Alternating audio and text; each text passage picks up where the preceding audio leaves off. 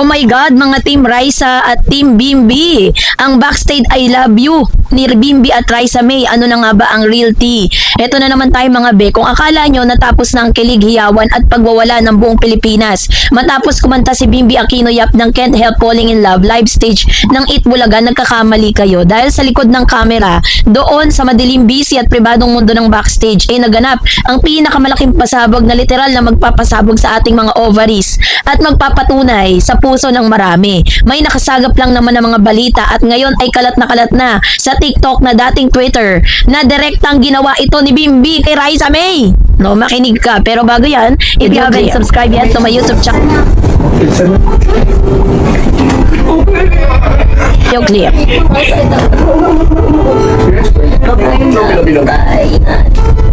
Yung clip. Ako crush mo dati. Pag naka-girlfriend na ako, she'll be so selo. Yung clip. Ako nakakita ng pogi doon, siyempre sa set, tapos Ako dumating.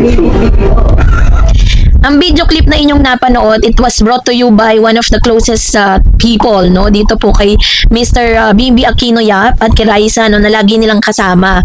And ito po yung direktang nag-I love you si Bim kay Raisa May sa backstage matapos ang kanilang segment. Yes, you read that right, bestie. Walang halong biro, walang microphone na studio at walang director na nagsabi ng action. Isang derechang walang ligoy at organic na pag-amin mula sa bunsong anak ng Queen of All Media. Ano naman kaya ang ibig sabihin nito? Ito ba ay isang magalang na paghanga lang? Simula ng isang ligawan? O mas malalim na tayong dapat abangan? Heto ang ating pinakamainit at pinaka-informative at siksik sa kilig na report para sa inyo. Ang eksena, ano nga bang nangyari sa backstage? Ayon po sa mga reliable source at mga pabulong na chika mula sa mga staff ng programa, naganap ang eksena ng pagbalik, no? Or pauwi na po kasi dito si Mr. Bimbi no? So, tapos naganap ang eksena nung sa kanilang dressing room matapos ang nakakakilig na live segment. Habang naglalakad sa hallway, pansin pa rin ang matinding kaba at pamumula ng mukha ni Raisa May na high key na hindi pa rin nakaka-recover sa live serenade ni Bim.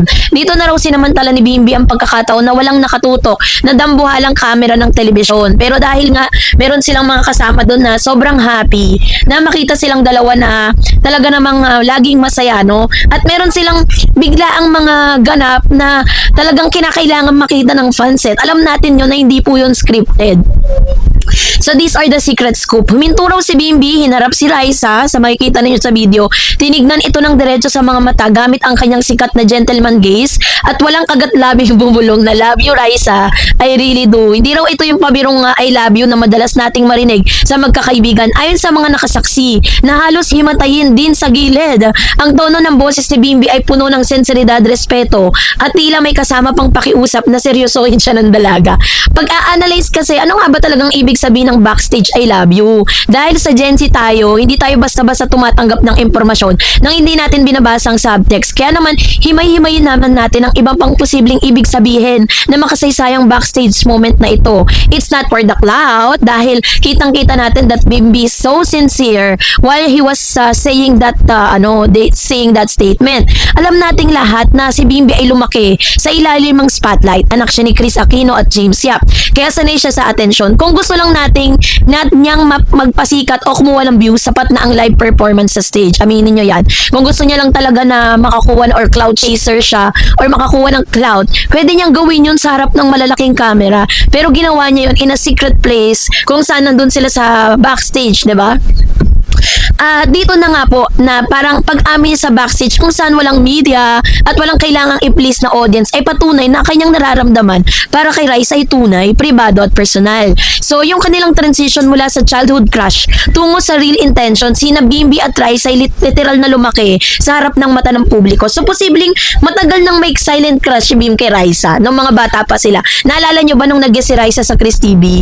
Ngayon pareho na silang nasa tamang edad. Ang backstage I love you ay isang deklarasyon na hindi na ito puppy love o biruan ng mga bata. Ito isang pagtatapat sa isang binata sa napakagandang dalaga. So the Chris Aquino style of loving, all out and fearless. Talaga masabi mo si Bimbi fearless fearless siya eh. Wala siyang takot, 'di ba?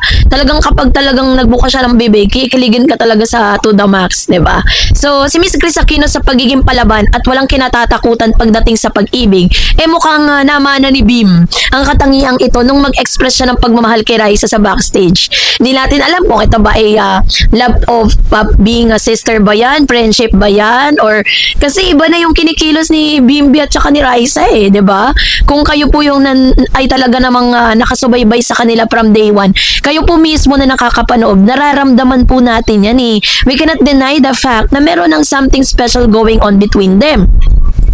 So mukhang meron na talagang namumuo, no? So sabi diyan, ipinapakita na niya na hindi siya natatakot ma-reject. Handa siyang panindigan ng kanyang nararamdaman kahit anong mangyari. So dahil dito, syempre, yung mga shipper nation na maybe nagwala na, hindi na nakatulog ang mga netizen nang magsimulang umugong ang chika tungkol sa backstage confession na ito. Sa TikTok, naging instant trend ang mga video na nag-e-edit ng kanilang mga clips na may background music na mga Taylor Swift song, na plataforma. Anong ganap? Reaction ng mga Marites TikTok fan edit sa backstage rumors gamit ang kanilang You Belong With Me. Hala Lord, iba ang tapang ng isang Aquino Yap. Seryoso talaga siya, guys. So, sa confession ng trending topic, kung ganyan ba naman katangkad at kagalang ang magsasabi sa akin ng I love you backstage, hihimatayin ako. Yun ang ilan sa mga reaction ng mga redditors, no? Sabi pa dyan, na Chika PH, sobrang respectful ni Bimbi, maski sa backstage, napaka-gentleman pa rin ang approach. Ano kayang susunod na kabanata? What's next move? Ngayong nakawala ng mahiwagang love you sa backstage, ano na mangyayari sa ating bagong paboritong ship? The waiting game para kay Raisa. Kilala si Raisa sa pagiging focus sa kanyang karera at pag-aaral. Paano niya sasagutin ang tapat na pag-amin ni Bimbi? So, yan ang bibigyan natin ng hatol ng Gen Z. Isang green flag alert. Sa panahon ngayon kung saan usong-usong ghosting, situationship at mga lalaking walang malinaw na intensyon, ang ginawa ni Bimbi ay isang napakalaking green flag. Hindi siya natakot maging vulnerable. Hindi niya idinaan sa biro ang kanyang nararamdaman. Ang direktang pag-amin niya sa backstage ay patunay na kapag ang isang lalaki ay pinalaking maayos at may respeto sa babae, hindi niya ikakahiya ang kanyang nararamdaman. At yun mismo si Bimbi. That makes him a red flag, no? Kaya naman anuman ang maging tugon ni Raisa May, saludo kami sa katapangan at pagiging maginoo ni Bimbi Aquino Yap. At para sa ating lahat na umaasa sa kanilang love story, kapit lang mga be. Mukhang nagsisimula pa lang ang pinaka-kilig na teleserye ng totoong buhay ngayong taon. So ikaw, bestie, kung ikaw si Raisa at sinabihan ka ng love you ni Bim sa backstage, ano ang isasagot mo? I-share mo nga ang iyong Marites thoughts sa comment section.